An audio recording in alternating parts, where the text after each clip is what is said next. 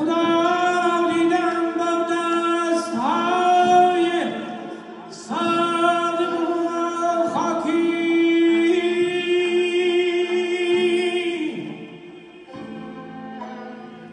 خدا همچه دیگر مردمان روستا از کد خدا شاکی خدا